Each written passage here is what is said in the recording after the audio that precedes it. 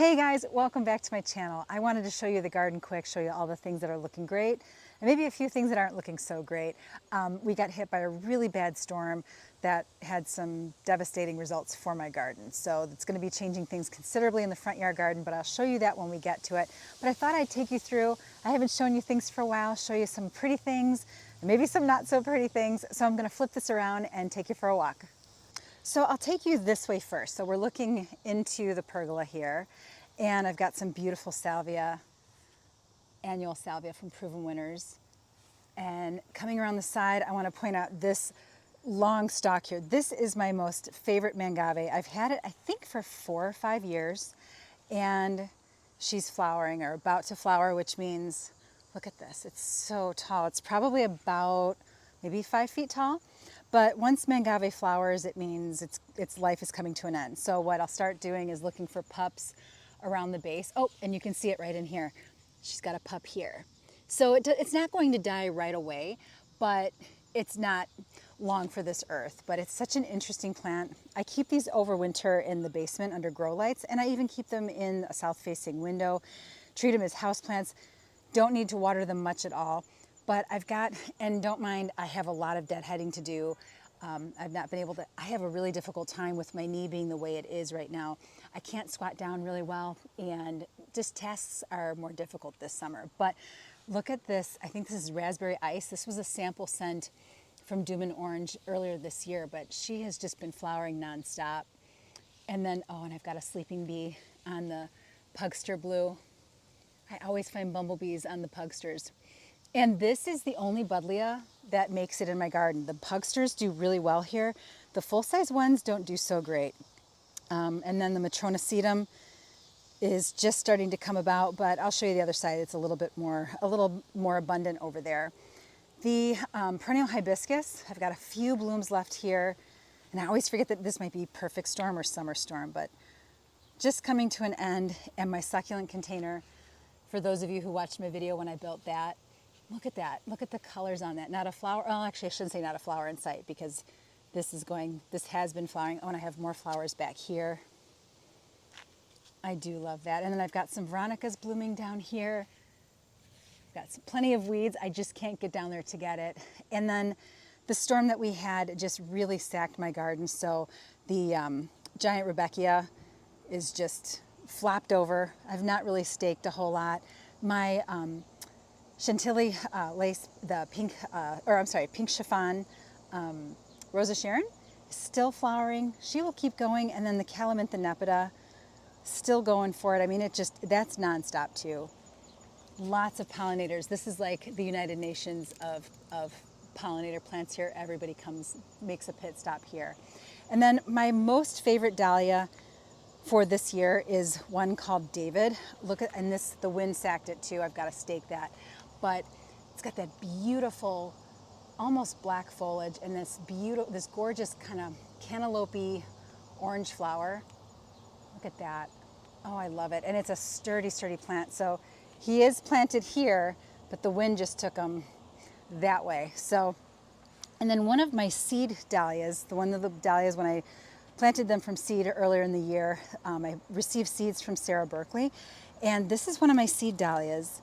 And look at that interesting flower. And it's super pollinator friendly. The bees are all over it. So I wanted to name 2 dahlias after my daughters, and my older daughter, Emma, loved this. So I think this one is going to be called Emma Rose. And apparently when you grow dahlias from seed, because they're not known cultivated varieties, you can name them and call them whatever you wish. Oh, look at this one. Let's see if, I don't want to bother him too much, but look at that. I love the exposed dahlias, the singles, because they're just so pollinator friendly. Let's see if I can get a focus on that. There we go. Isn't that beautiful? So Emma loved that. So I think we're going to name that Emma Rose. And then the Persian shield down here is just gorgeous. All those purples. And I'll do more with that next year. And then let me take you, this is looking in to the patio. And one of the things I absolutely love, so these containers are doing really, really well, but one of my favorite spillers, and this is my first year working with this is Mizzou Trailing Red Aptenia. But look at this, you guys. It is just falling over the side. It has these really cute little red flowers on it. Get a focus on there. There we go. Look at those cute little flowers. But look at the way it's such a tight growth habit, and the way it just hugs the container. I matched it on the other side.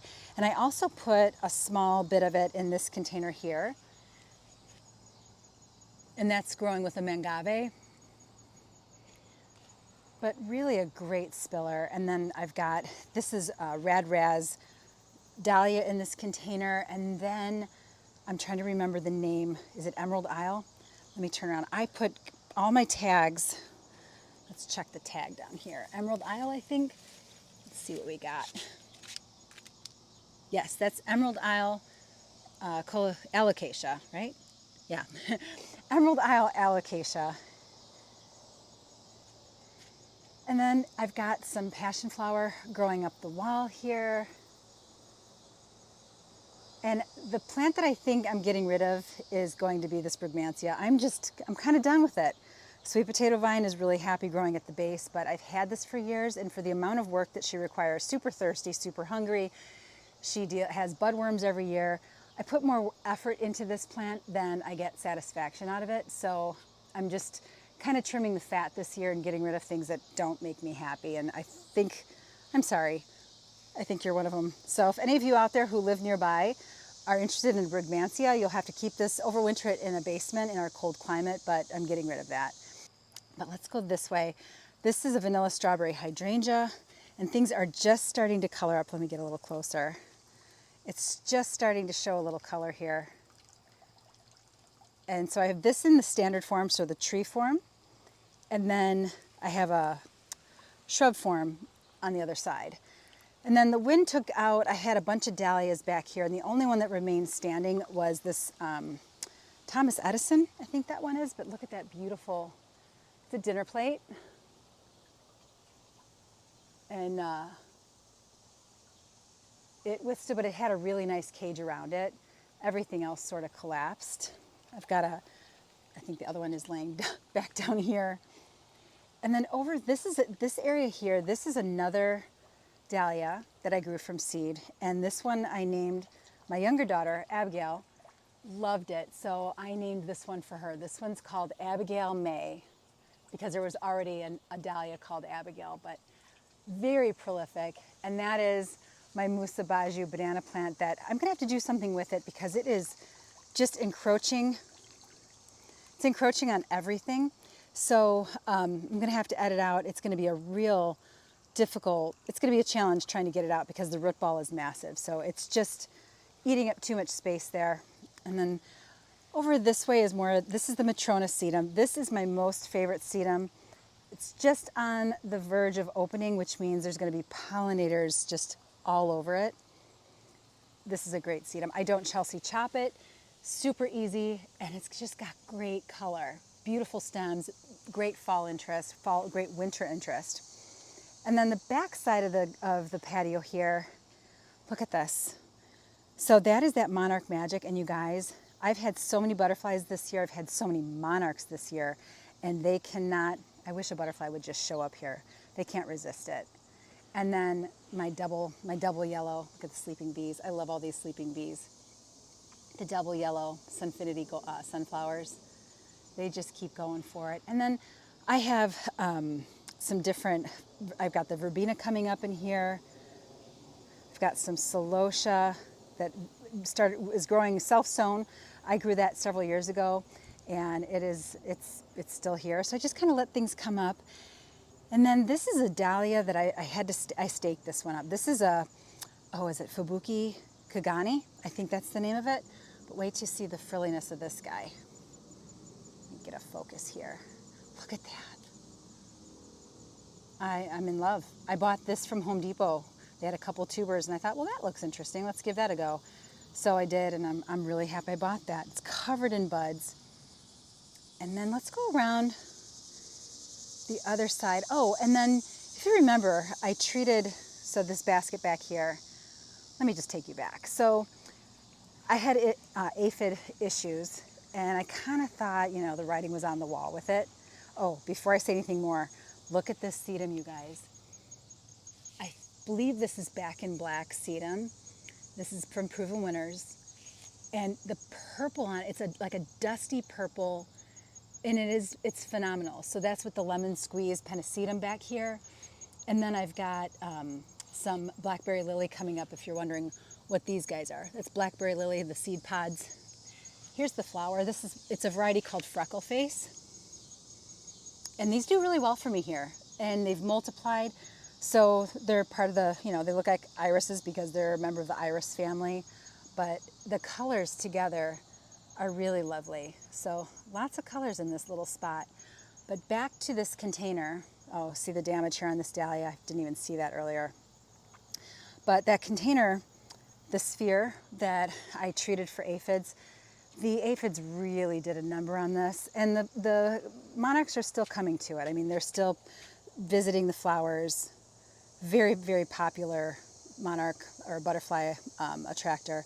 But the inside of the container was just kind of sacked and looks really sad. So I'll probably, when I come back, I'll be out of town for the next couple days. I'm going to take this apart and kind of sick of looking at the decay on it. I mean, it just looks really bad. So, and then it still looks nice is the creeping Jenny or Lizomachia.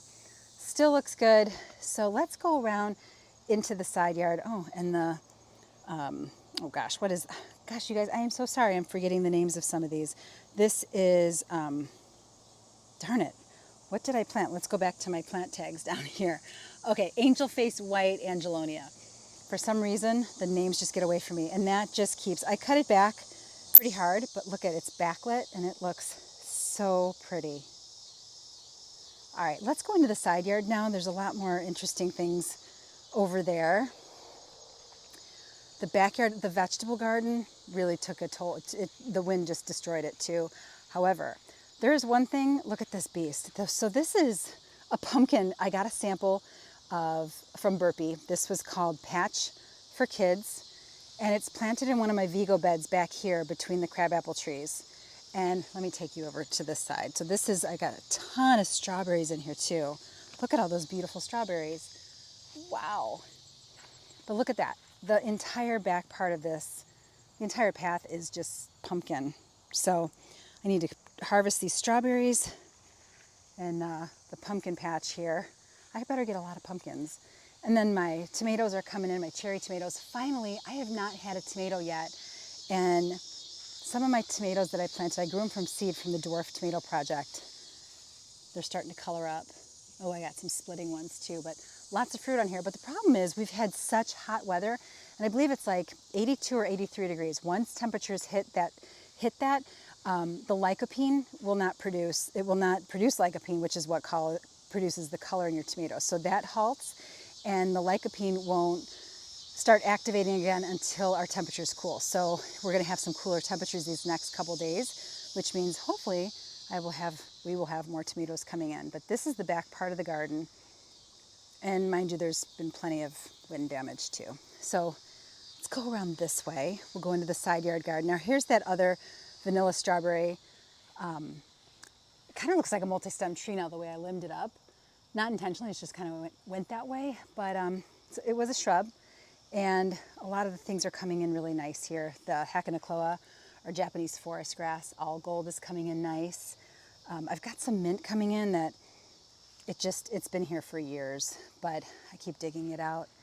And then the sedge, this is the Feather Falls sedge. And I think I've got a little bit too much of it, but it definitely likes this spot. Look at how happy it is. I love that texture.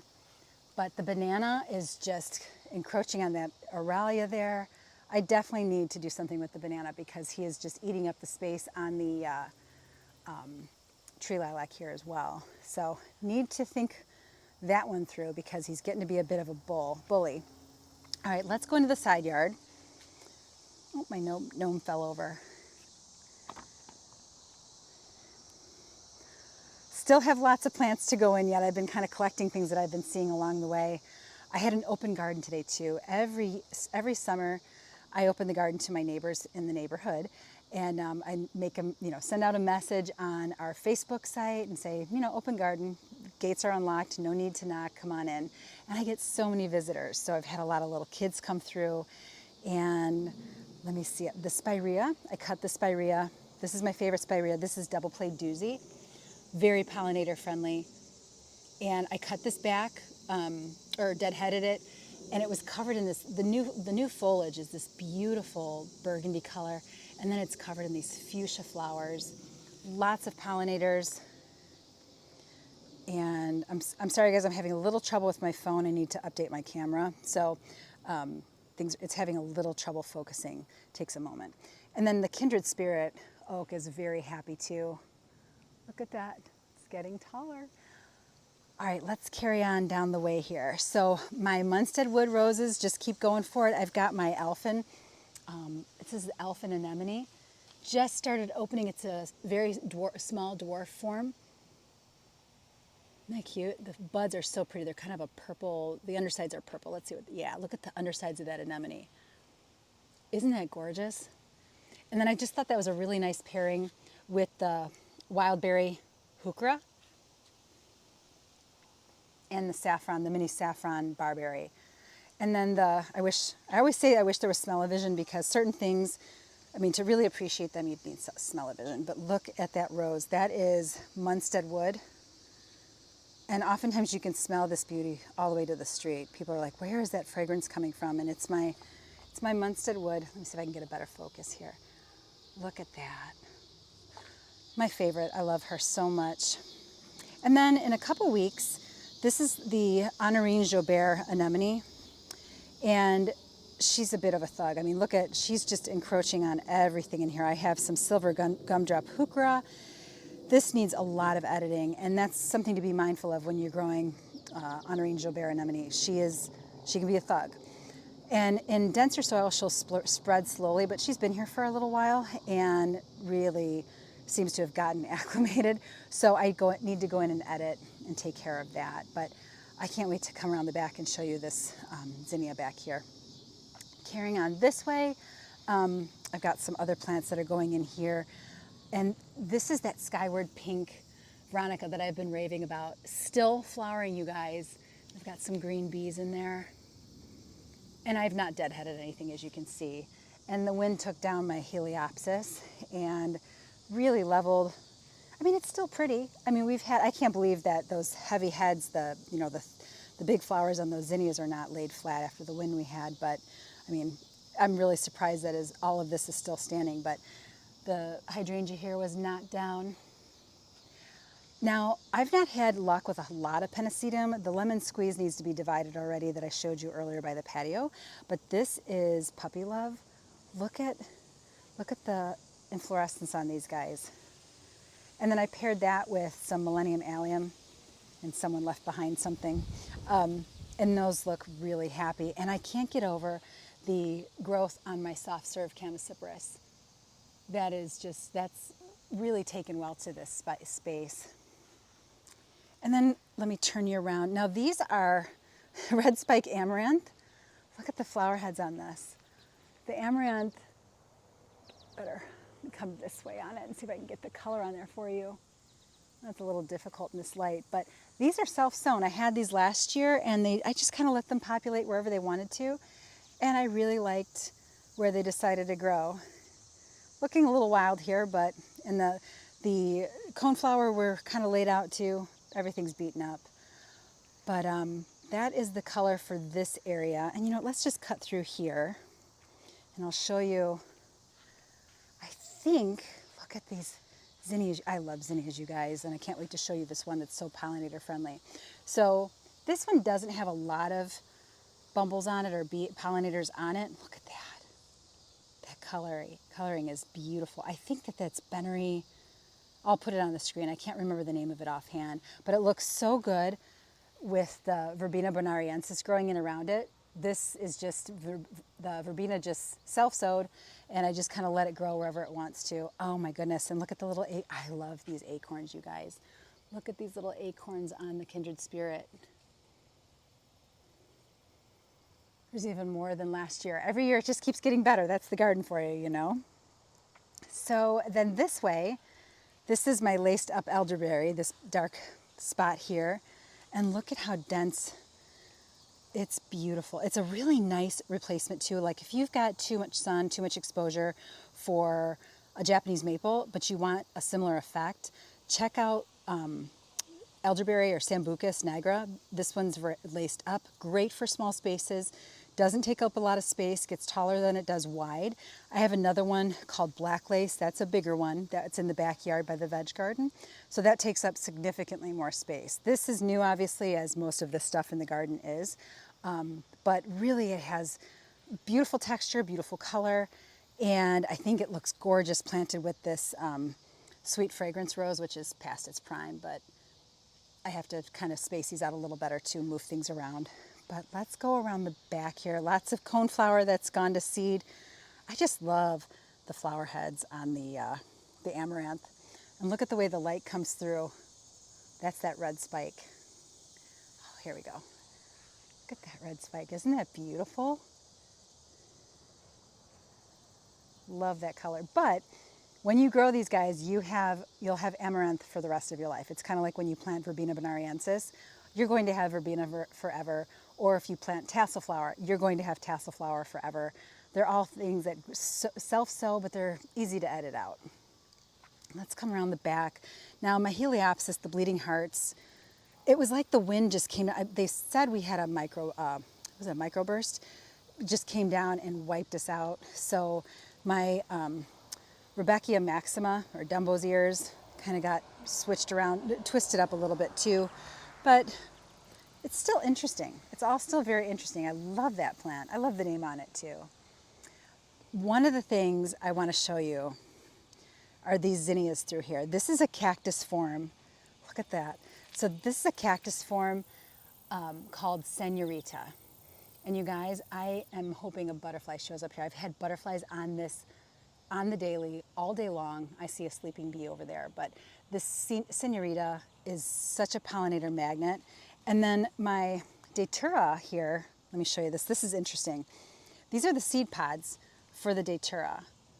How weird looking are these things? It's like spiky balls all over it. I mean, they're so bizarre and very poisonous. I'm gonna rip these guys out soon anyway, but look at that. Isn't that interesting? And if you watched an earlier video, I can't find a flower on here. You should have been deadheading, but the flowers, gosh, I'm having a hard time focusing. There we go.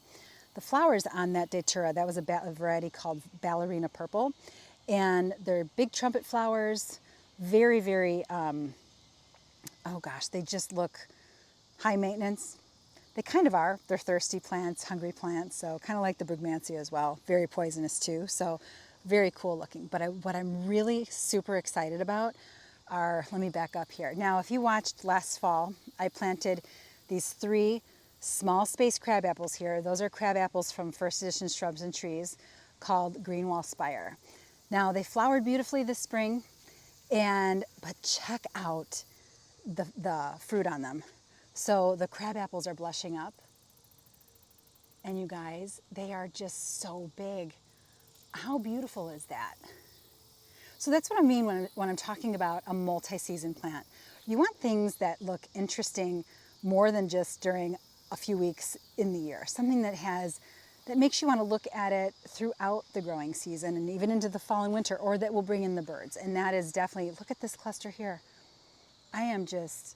Look at that. It's gorgeous. This is another thing. This tree here is leaning from the wind. I don't know if you can see it. It's kind of cattywampus there. I have to stake that and get that corrected. But this is the view into the side yard garden. And this mass of yellow here is American Gold Rush Rebeckia. That was an introduction from Brent Horvath. And he just hit a winner here, you guys. This just keeps going for it. I've moved this, I can spread it around, transplant pieces of it, and it just takes very pollinator friendly, no disease on it. Oh, I'm seeing a weed right here. Isn't that funny? Always see weeds in your own garden. And my Tianchen Seven Sun tree here, this is another First Edition Shrubs and Trees, is just, look at the sepals on it. Look at that. It's going to open soon and incredibly pollinator friendly. There will be bees all over this beauty. So it'll be white flowers soon, And then red sepals, it looks like it flowers twice in the year because of the color after the flowers go. But down here, this wispy stuff here is Spirabolus or prairie dropsine, and it kind of smells, some people say it smells like popcorn. And you know, I'm getting more of a cilantro smell right here. Has a very cilantro odor to it. Very nice. Then coming around this way, I've got more verbena. And the thing with Verbena bonariensis, look at all that, there's a lot of pollinators on this. The thing with Verbena bonariensis is it's really nice. It's a great see-through plant, easy to edit out, but it can get really weedy too when you let it go. And I've got several areas that I've not really stayed on top of, so it's really taken over. But let's go into this way and I'll show you that sleeping bumble. They just, look at that. They love Vicinea, you guys. If you can get your hands on Senorita or any of the cactus variety, basically anything with the exposed center, they're gonna love it. Oh, and I meant to show you something. I just noticed it. This area right back here, that's a dahlia that was sent to me from a friend, given to me months ago. Gave me some tubers. Look at, I get so many compliments on this. I have it next to the Rosy Posy agastache here. But look at this. This is a lotus form. Gosh, I cannot get this to focus. I'm so sorry, you guys. I hope you're sticking with me. This is a lotus variety called Nicholas. But look at this flower. Here, let me pull this back if I can get in there. Look at that. Absolutely gorgeous. So one of my favorites.